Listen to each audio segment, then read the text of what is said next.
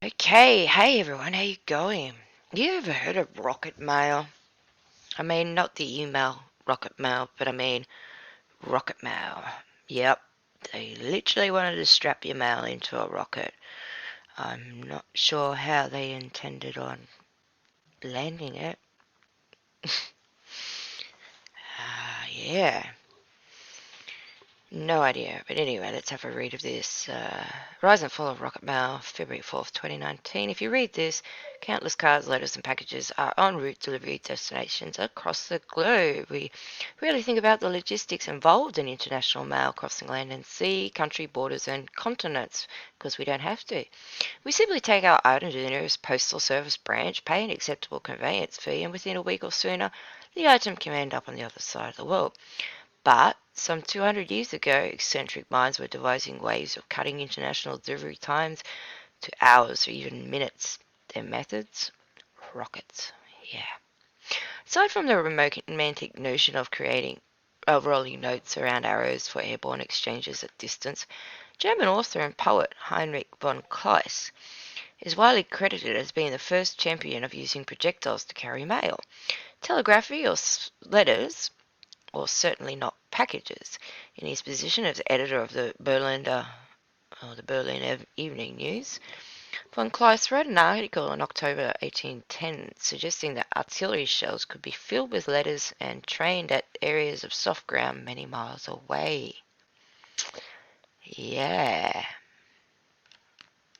Network, von Kleist estimated that the letter could travel the 75 miles from Berlin to Stettin, or even 180 miles from Berlin to Bursley, sorry for saying that wrong, within a day. According to his calculations, this modern mail concept would cut delivery times to a fraction of what any existing courier service could manage. It wasn't until many decades later, however, that Frenchman J.D. Schneider applied for what is to be the first rocket mail patent on the 31st December 1870. Again, 2 months prior, and his goal was to end the conflict by using this communication channel to enlighten soldiers.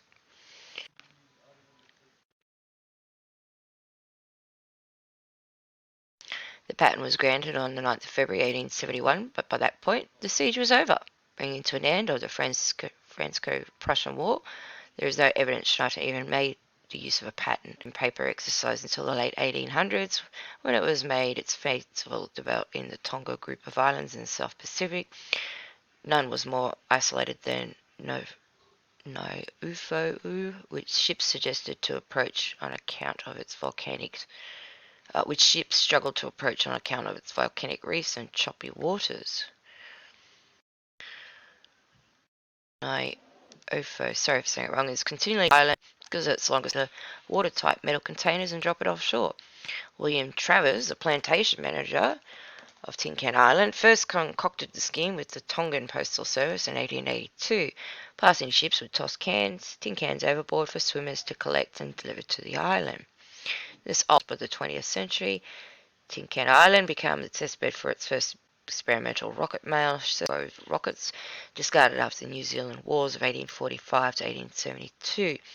Those primitive rockets, which were launched from sticks in the way of fireworks are today, had a maximum range of roughly 2 miles, which was long enough to make the journey to Tin Can Island. The attempts, however, were wholly unreliable, and many mail canisters never reached their intended. Some rockets would fly off in a random direction, while others would split in on impact, either ruining the cargo or, if they didn't make land, exposing it to the spoiling effects of salt water. Not to mention, they were somewhat prone to exploding mid-flight. Needless to say, the early trials didn't develop into a regular service. So, parachute. Sir William Cosgrove rocket schematics of 1814. Though the tin can mail wasn't ideal either, due to strong currents, shark-infested waters, and the swimmers sometimes had to deal with, it was considerably more dependable. In fact, the buoy mail approach was only abandoned in 1983 when an airfield was established on the island. The rocket mail concept once more faded into irrelevance, only to be revived decades later by Hermann Oberth, a physicist and an engineer who decided so much of his career dedicated much of his career to rocketry and spaceflight. In the late 1920s, he discussed the idea with the Austrian peer in a series of letters before delivering a letter at a German Aerospace Society meeting in the summer of 1928. He calculated that rocket mail as far as 1,200 and be equipped with a specific landing spot, give or take a few miles. If equipped with secondary boosters that detach mid-flight, Olberth suggested the transatlantic mail run could take as little as 30 minutes takeoff to landing. It was an exciting prospect, and there was a poetic irony in it, how an instrument of war could be used to bring people together rather than blowing them apart. High-altitude rocket research in the subsequent years, however, wasn't until the first successful test flight of the German V-2 in 1942, when it reached its peak altitude of 52.5 miles, that long-range rocket travel became a reality. Interestingly, the leader in rocketry as a teen after reading Oberth's book, The Rocket into Interplanetary Spaces.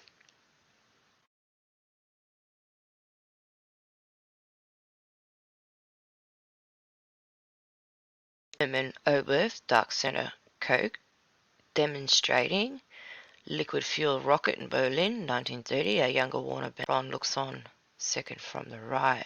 There he is there.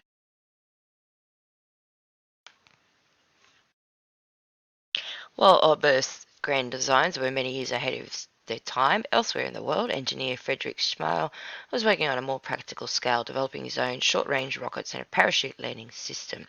He lived in May, despite them only being a few miles apart, as the crow flies. In 1928, he conducted his first symbolic rocket mail test with a payload of 19 souvenir letters. Apparently, the collection of those postcards is a big thing now, worth big money. On February 2nd, 1931, his seventh launch transported 102 genuine letters between the over the next 2 years. Several other successful flights took place, carrying hundreds of letters between various towns in the mountainous region. But in 1934 and the following year, the government killed hobbyist rocket development by outlawing the personal possession of explosive material. Finally, when World War II began in 1939, Schmale destroyed all of his work, so his research could not be the most celebrated figures in the history of rocket mail, and has been featured in commemorative stamps issued far away. Throughout the 1930s, experimentation with short-range rocket mail services was carried out all over the world, with varying degrees of success. German engineer Reinhold Teiling began working with rockets in the late 1920s. He is known for developing early forms of cruise missiles or rocket planes with fold-out wings that would projectiles travel on much lower arcs compared to a trajectory reaching high altitudes. Launch of Teiling rocket in 1931. His creations, but his most notable launch on April 15, 1931, carried 188 postcards as proof of concept for rocket mail. Many of his tests were public demonstrations, and he became a pioneer in his homeland of Germany. He continued testing and perfected in 1933 alongside two colleagues following a gunpowder explosion at his workshop. Suspect. His legacy lives on, however, as a cluster of impact creators on the dark side of the moon bear his name. Fellow German engineer Gerhard Zucker is perhaps the most notorious proponent of rocket mail. From 1931 to 33, he travelled around the country exhibiting his rocket designs, advocating their suitability for mail transport. Of the demonstrations he attempted, most were embarrassing failures, though it's said he did successfully fly a letter-land rocket from the German town of Duhon to Newark Island on the summer of 1933. In 1934, he immigrated to Britain and soon after managed to strike up promising dialogue with the government's General Post Office. On June 6, 1934, he successfully launched a test rocket carrying dummy letters from the Post. The General Post Office hoped rocket mail could benefit areas that were otherwise hard to reach and asked for further demonstrations in Scotland. Sketches of Zucker's rocket used in the Scarp test Island test. The following month, a rocket carrying a significant batch of prepaid letters was scheduled to travel a mile from the Scottish mainland to Scarp Island, but it exploded upon ignition. A few days later, the same fate befell the follow-up test. In December 1934, another failed attempt resulted in Zucker being branded a fraud. The government described him as a threat to. He was swiftly deported and arrested by the Gestapo upon arriving back in Germany, being an ally of Britain. He survived this encounter, but only on the condition that he would cease all rocket experiments. He allegedly played a small part in the German war efforts in relative obscurity. At some point, he resumed his experiments with the head of another public rocket demonstration on May the 7th, 1964. Only this time 3 onlookers, leading West Germany to outlaw private rocket launches in the region. Nevertheless, he continued feeding his obsession throughout the 1970s before his death in 1985. Like Teiling, has been immortalised with the 2004 film The Rocket Post, dramatising his early blunders in Britain.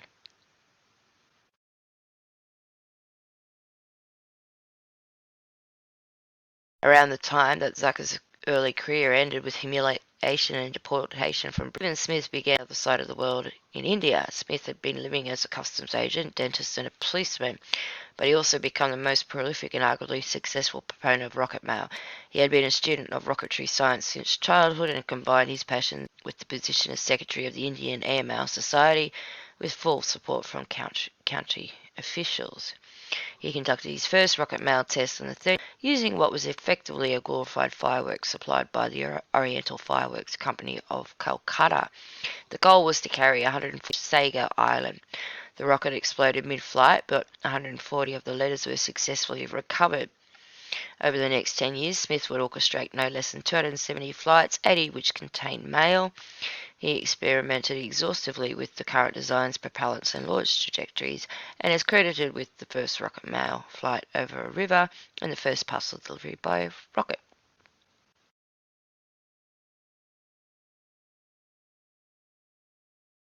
Mail wasn't his only passenger. Smith's first was flying an air package containing food over a river into a region that had been hit by an earthquake. He was also the first rocketeer to transport livestock with a cock and a hen called Adam and Eve, surviving a flight in the summer of 1935 before living out the rest completed his last flight in December 1944, though towards the end of World War II, Smith died a few years later in 1951. The 1930s were undoubtedly the most attractive years in pioneering of a rocket mail, but there were just a few visionaries that genuinely believed rocket mail was the future. So there were opportunities, philanthropy, the collecting of postal mail, including stamps, envelopes, postcards, etc., was very common hobby at the time, and the only reason Schmeil, Teiling, and Zucker were able to follow careers in rocketry in the first place. Their experiments were funded almost exclusively by wanting mail flown by rocket to add to their collection. They were shiny Shazards of the day.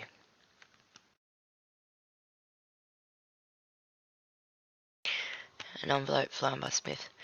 When there are plenty of Harry mail with genuine purpose, there were many more souvenirs become collectibles as soon as they left the ground in the belly of a rocket. This would cover the costs of the launch. The rocketeer could test out a new design or a propellant. Everyone was happy. But while some of the most notable figures in rocket mail's history founded their enterprises, others saw it as a quick way to make a quick buck. Carl Robert Roberti, for example, had no engineering or scientific background, but launched his first rocket in the Netherlands in December 1934. It exploded on ignition. There is no evidence he actually works from Dutch manufacturer A.J. Cat. Many of his launches were failures and conducted in private, likely because there was little spectacle in the watching of a firework travel short distance upon upwards only to land moments later. The souvenir mail he flew was a band adorned with colourful stamps and sold by Gerald Thulin, a renowned stamp dealer. Thulin chaired a company called, which roughly translates to the Dutch rocket construction. The enterprise was generally regarded as a front that they used purely to create an end to the racket. In 1934, Dutch magazine articles branding Roberto a conman, and though he conducted in Belgium, Luxembourg until 1936, his story ends there. In 1935, an American Friday had a similar idea. The wealthy stamp dealer wanted to build his own rocket and cram it in with souvenir mail, which he would then sell to enthusiasts for. It wasn't a scam as much as an entrepreneurship, though a bit symbolic in nature. The launch was supposed to be a grand public spectacle, not done in 3D to scam deep-pocketed philanthropists. One of Kessel's rocket planes above. To design the rocket plane and engine, he ended up commissioning three in total, and thanks to the lobbying of local stamp collectors, select the frozen surface of Greenwalk as their launch site. In the depth of winter on February 9th, 1936, a crowd of spectators trudged to observe the launch. The rocket plane was to be shot from a catapult, and while the engine ignited on their first launch attempt, the catapult release was frozen solid. The rocket did eventually make it off the ramp that day, but landed a mere feet from it. Kessler said frozen liquid oxygen propellant and delayed catapult release was to blame, though he later claimed it was sabotage by Nick, who was resentful for not receiving credit for his role in the project. On the 20th camera crews joining the onlookers, he was advised weather was still unsuitable, but fearing the public would lose interest, he went ahead with the launch. It was another failure. Though the plane made it off the catapult ramp, it flew erratically for a short distance before crashing into the ice and suffering irreparable damage. A second plane was wheeled out. At this, ignited when it lay flat on the ice. It picked up speed, took off, but one of the wings soon folded to stress, and it too plummeted unceremoniously into the. It had just been about being made off over New Jersey. However, the mail bundle was handed over to postmaster of the nearby town, Hewitt, for processing. Spectators were unimpressed, and while Kessler technically achieved his goal, his rocket mail ambitions ended there. Also in 1936, though further to the south, in McLean, Texas, American Legion post workers were trying to think of ways to pay off the mortgage on their new building. Before the dedication ceremony that summer, the post commander's 16-year-old son, whose hobbies included both rocketry and stamp collecting, had one launch a mail-carrying rocket across the Rio Grande River into nearby Rosado, Mexico. It would be the first international rocket mail delivery, and selling special stamps and the unique payload was sure to be a mail. After authorities on both sides of the river eventually came around, or at least agreed to the idea, crude rockets of laminate cardboard were fueled by volatile powder, and launch attempt made it explosive and almost intermediately. But the second rocket test easily made the flight and overshot its expected trajectory, coming to a rest in the gutter outside the US bar in Reynosa. Several more launches took place on both sides of the border with varying degrees of success and accuracy. Hundreds of letters were recovered and Legion Post the money they needed to cover the costs of the new building in time for its dedication.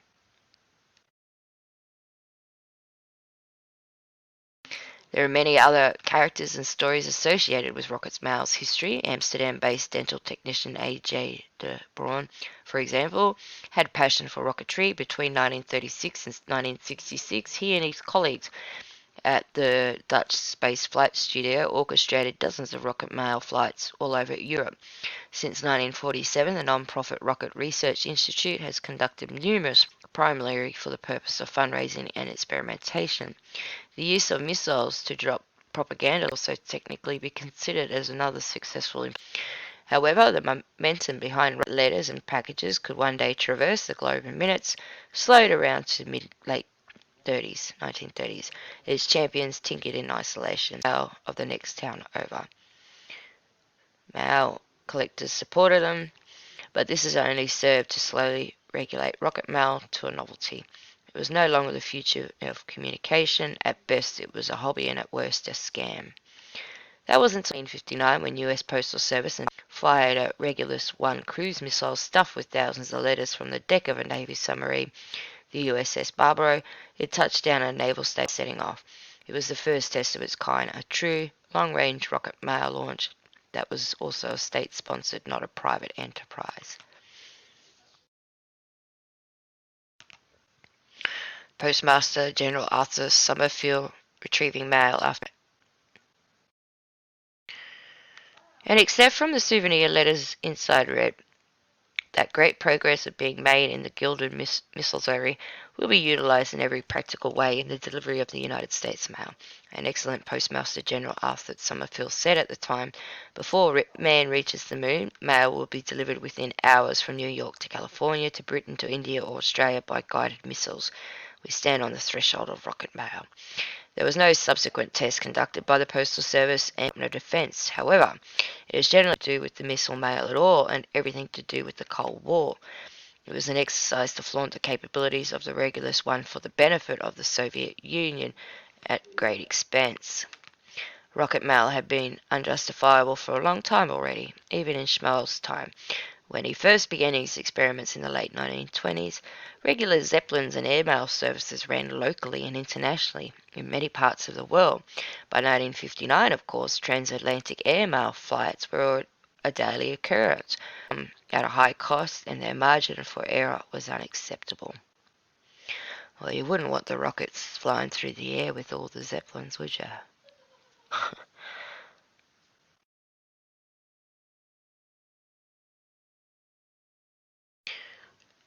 Beyond the general impracticalities, rockets were machines of death. They were things to be feared. No bureaucrat could ever entertain the idea of rocket mail. Every ping on the radar screen would be a letter home or an act of war. Now all the communication problems of rocket mail was meant to be solved barely exist. With the internet and the email, letters and documents can be sent products online and have them delivered within an hour, or send packages across the world in a few days through express courier system. Last mile logistics hang ups addressed with the autonomous delivery robots and likely drones in the near future. They've been testing the drones here in Queensland. Amazon did years ago. In a way, the real forward thinkers in the history of rocket mail were these collectors, and the niche of astrophilatry is still alive and well. Many decades later, the enthusiasts that fund the earliest experiments have been proven right, and their first editions circulate in collectors' circles today. So, there you go. How interesting is that? That's pretty interesting, hey? Rockets have been around for a lot longer than